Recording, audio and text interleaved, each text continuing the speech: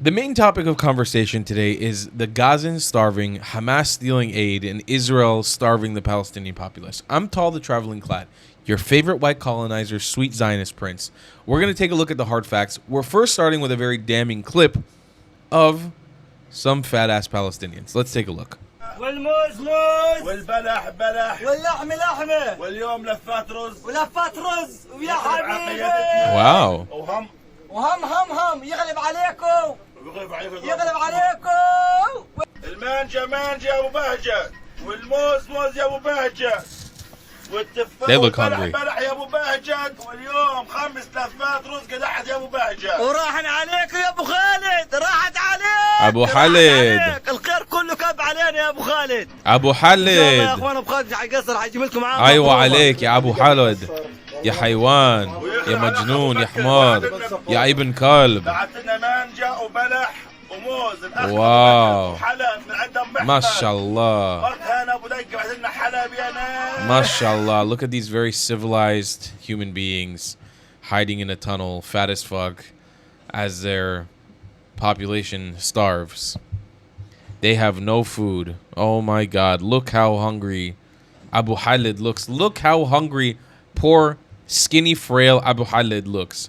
Now, this obviously is not the only topic of discussion. We've got Mike Huckabee coming in to explain to us exactly what the hell is going on with the aid. Ambassador Mike Huckabee, fresh off a visit to Gaza with Steve Witkoff, has been kind enough to join us now from Israel. Ambassador, welcome.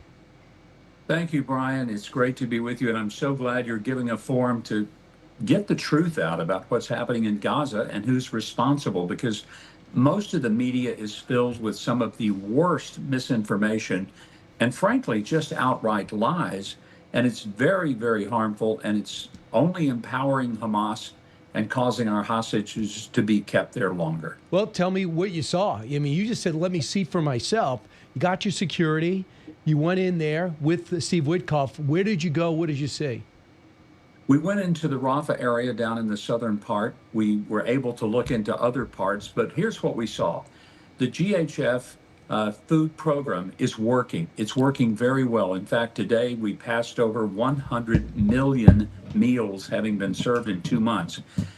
We kept the president's direction to us when that was set up, and it was simple. Get food to the people, but don't deliver it in such a way that Hamas can steal it. Brian, Hamas has been stealing about 80% of the food. Some say even more than that. And when they steal it and they loot the trucks, then they turn around and they sell it. I'll give you an example.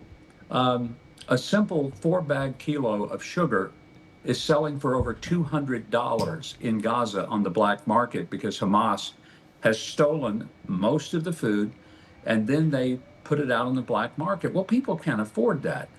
It's a simple thing. Most of the people coming up to the GHF feeding sites will say, wow, this is great. This is the first time I haven't had to pay for the food that's supposed to be humanitarian.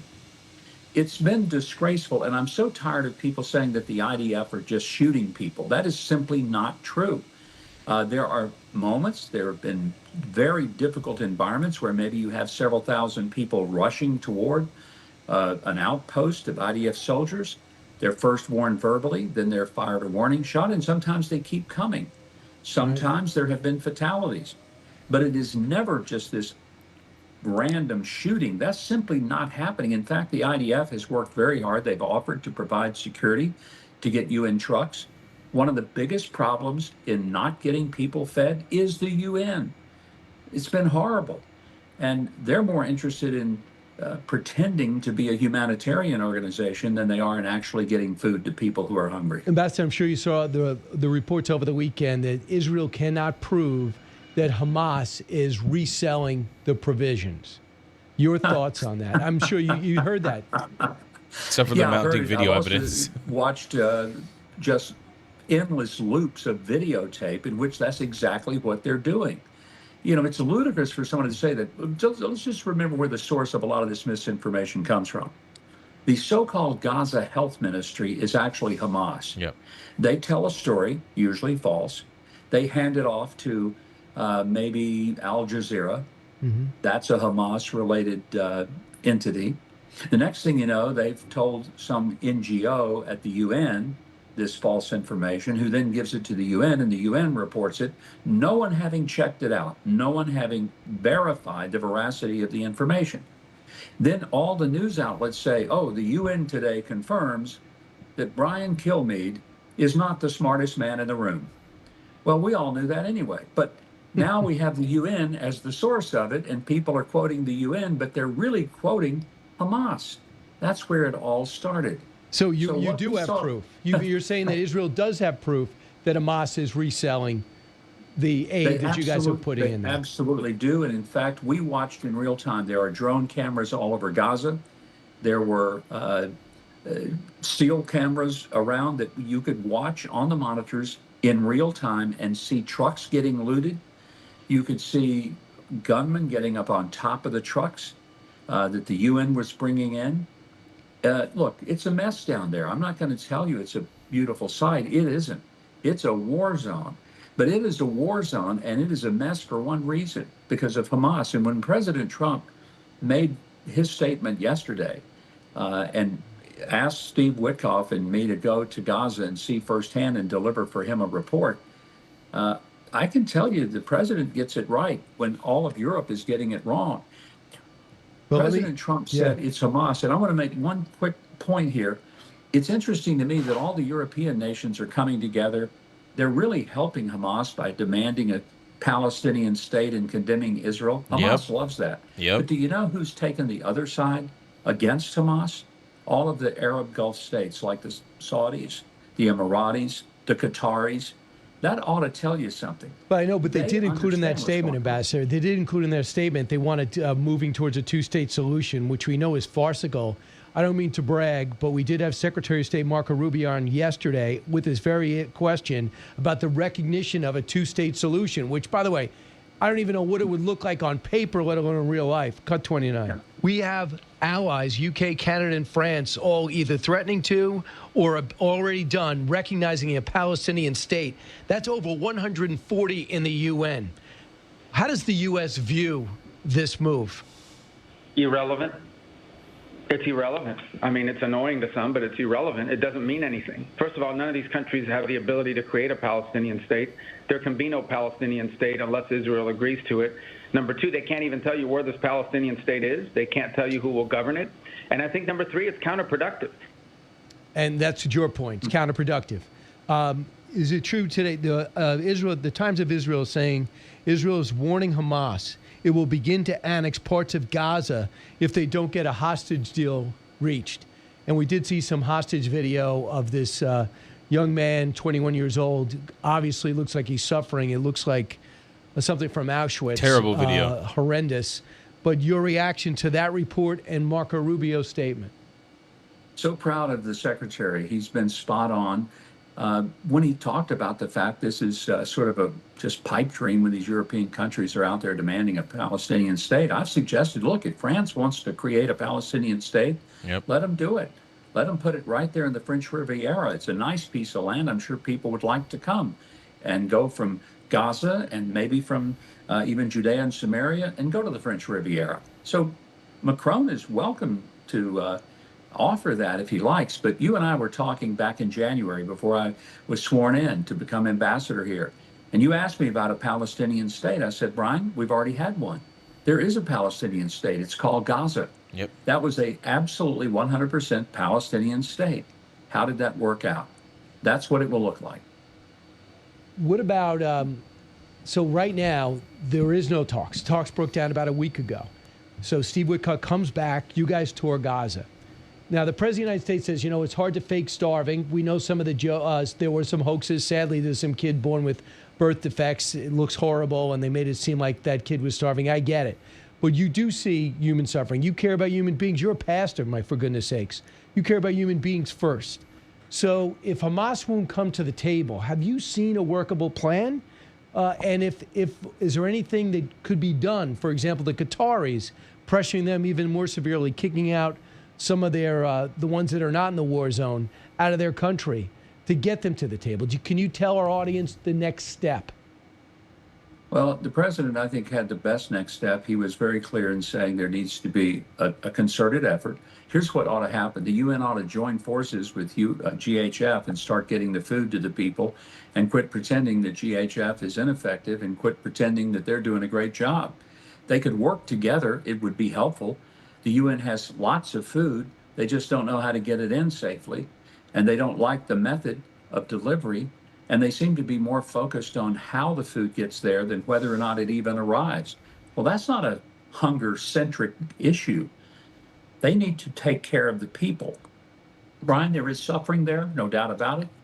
But this idea that there is mass starvation on the level that you see on pictures is simply not accurate. One of the things I want to tell you, we talked to Gazans today. You know what they really want? They want the United States to stand with them, to help them have a Really? future. They're sick of Hamas. So Absolutely. have you been able to interact with any form of leadership with any Palestinian leadership? I don't care if it's whether it's a group leader or anybody in the Palestinian Authority you might deem somewhat respectable. I've been to Ramallah twice. I've sat down with not just a group of business leaders, but also with government leaders. I think that there is, look, there's deep philosophical disagreements about a two-state and certain things, but there is also a real desire to see peace and prosperity for the future. But when I sat down with Gazans today, many of these are well-educated people. You know what they want? They just want Hamas out of their lives. They want peace again. They want to build communities where their kids can grow up in safety. They're sick of Hamas. They're sick of the PLO. They're tired of having their lives destroyed by people who treat them as if they don't exist and they're not important. Have you But they seen? love the United States. And this is what was fascinating to Steve Witkoff and me.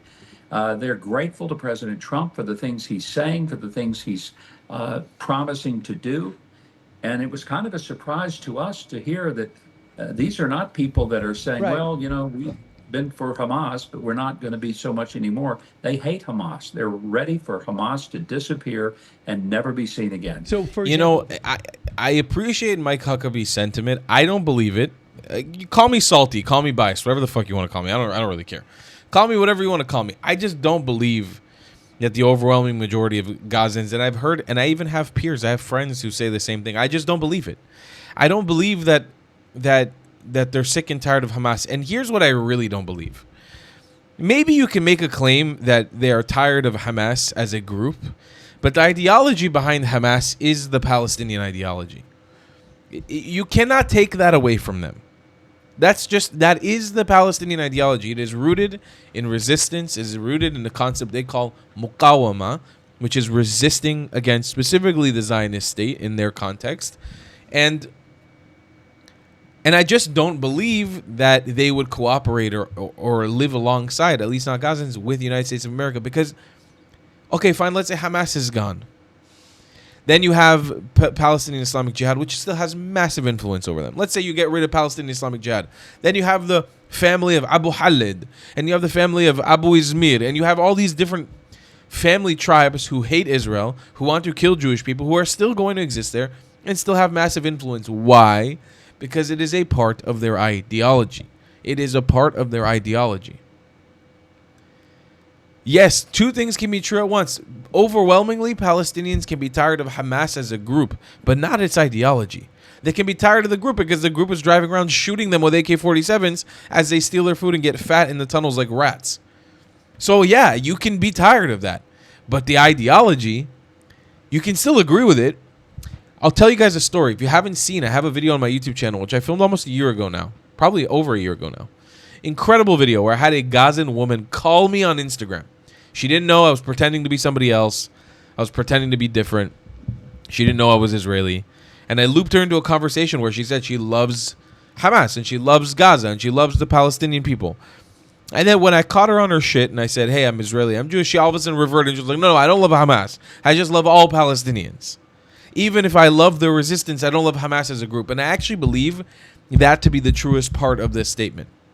She may not like Hamas as a group anymore because she's disappointed that they committed October 7th and weren't able to win. But you bet your ass if they won October 7th, they would be ecstatic about Hamas if they were able to take over Israel. So it's not the fact that they don't like them because of their ideology. They don't like them because they lost. They don't like them because they're weak now and because they're stealing from them and leeching off of them. But the ideology, the ideology of muqawama, of resistance, it's integral to them. I don't buy it for a second. I still appreciate Mike Huckabee and his sentiment, but I don't buy it. I'll see you guys in the next one. I love you a long time. Goodbye, class. If you believe in my content and want to support me, just know your help is needed. There's a bunch of great ways to support me, being PayPal, Buy Me a Coffee, or joining my Patreon community down below. Patreon is the best way to support my channel, and you'll get a bunch of cool perks depending on what tier you join. Another great way to support me is by buying my merchandise on thetravelingclat.com. I regularly drop new merch designs like this beautiful hat, or this amazing shirt, where you can support the channel and get something cool for yourself. I also have an amazing Discord community with people from all over the world. Thank you so much for your support.